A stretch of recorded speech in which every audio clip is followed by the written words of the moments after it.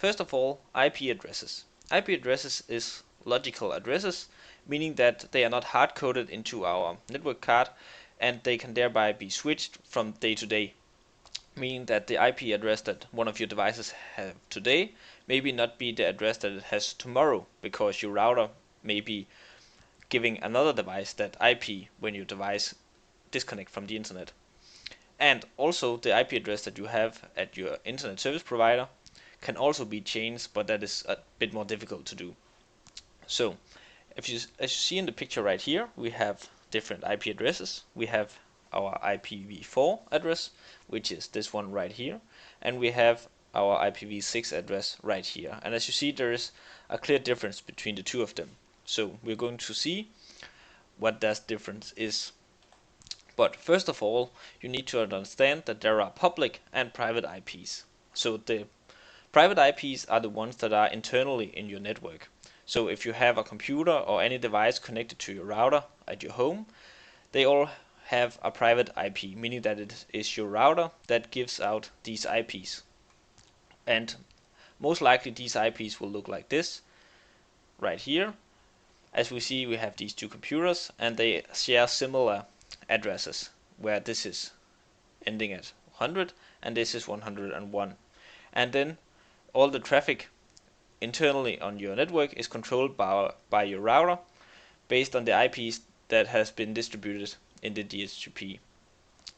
Then we have the public IP, which is the one that is showing outside to the world. So this is the IP that the internet web pages that you visit will be having in their logs when you're connecting to them, or whoever you communicate with on the outside will see this IP, because this is your public IP given to you by your internet service provider.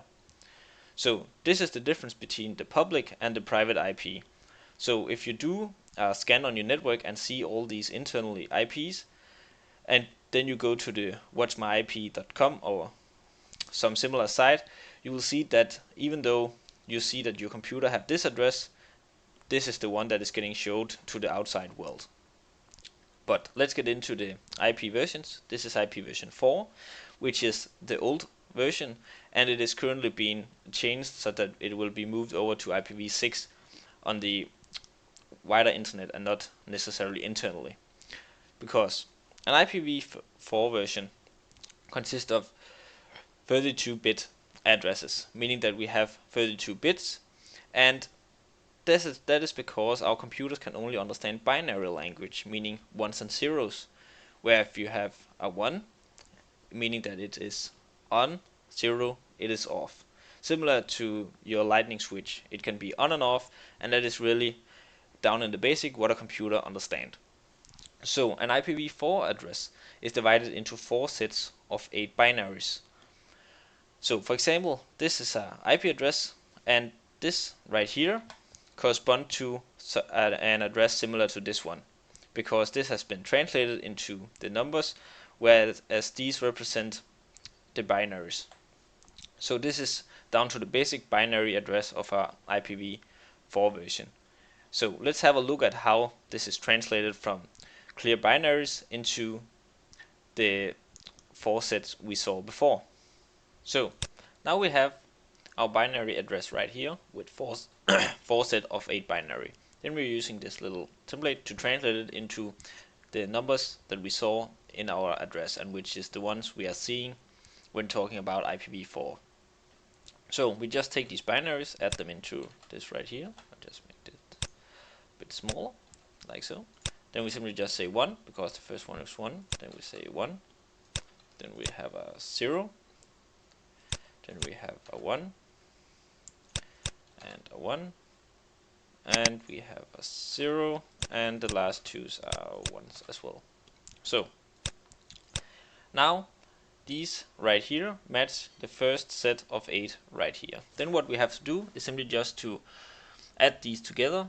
So we simply just say 180 plus 64 plus 16 plus 8 plus 2 plus 1, and that's equal to 219. So This is the first number, so this is going to be 219 dot, and then the next group and the next group and next group again, we do the similar thing. So an example will be that we just end up with something like this. Oh, like so. So this could be an address that we could end up if these were the right numbers. This is just an example, so this is not what is going on here. But you can try it on your own and calculate the exact address of the last 3 sets. We can, however, also go in the opposite direction. So if we remove this, and let's say we didn't know this binary right here, but we only have this IP, and we needed to know what kind of binary group or set would we have, then we simply just take 219 and let me just, I'll just remove this one,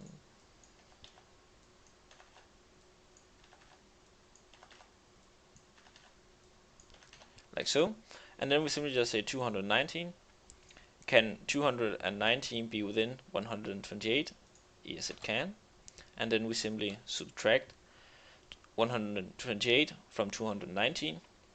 Then we say, can 64 be within the value that we have left? And again, it can. And now we say, can 32 be within this value? It cannot, because we have already subtracted 128 and 64, so this will be a 0. And then again, we say, can 16 be within the value that we have left? It can. Can 8 be within the remaining value now that we have subtracted both 128, 64 and 16? It can. Can 4 be in the remaining value? But as this is 3, it can't, so this will be a 0 as well. And then 2 and 1 can be within this. So this is the way that you can calculate the values in both directions. So now it's time to look into what the problem set is with the current IP version 4. So now that we have seen what the IP version 4 look like, it's time to talk about the problems with it. The problem with this IP version is that as it is a 32-bit address, it is only possible to have 4 billion different addresses. And as the world get more and more devices connected to the internet, we now not only have computers, we have webcams, we have kitchen tools, we have cars and robots, and all kind of different stuff is getting connected to the internet, meaning that the current version simply not have enough unique IPs, and we can't generate enough unique addresses out of this 32-bit address, which is IPv version 4. So the world needed something new, and that is where IP version 6 comes into play.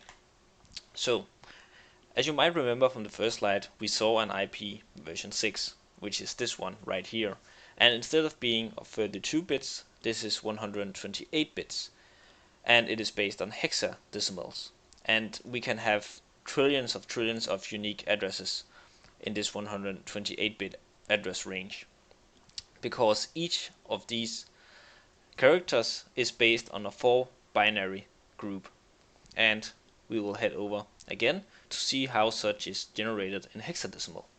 So now to how we can calculate the hexadecimal IPv6 address based on the binary. So as we see right here, we have the first group of FE80, which is the one that we are going to try to calculate with the F. So as we see right here, we have the decimal right here, and we have the hexadecimal right here. So from 0 to 9, these are equal, so 00, 44, 88. But when we get to 10, then the hexadecimal is going to be A, 11B, and so forth down to 15, which is F. So the way that we can calculate this in binary is similar to what we learned before. So we can say F is 8 within F, which corresponds to 15. Yes, it is. So we will say 1. Then we subtract 8 from 15, and then we say, is 4 within this value? Again, yes it is. and then we can do that for the rest. And since f is the largest value and these equals 15, we can just add the last ones and ones. So now we know that the first binary set of this hexadecimal group is going to be 1111, corresponding to the f, and then we can do that for each of the values. And then to illustrate another example, now we could just say 111, and then the next value, let's just delete this, and the next value will be e. So let's see e, and that corresponds to the value below here, so that will just be 1 1 1 0, because we are missing the last value from 15. So that will be, let's see right here, that will be 1 1 1 0, and then we have an 8, and that is 8, so that will just be 1, and then the rest will be 0, so that is 0 0 0, and then we have a 0, meaning that it is 4 zeros, so 0 0 0 0. So this value right here is the binary format of this first 4 characters right here. So that is why the IP version 6 can have so many addresses, because there are so many more opportunities to have unique addresses within this address space of 128 bits. Then one last thing to be aware of is this double colon right here.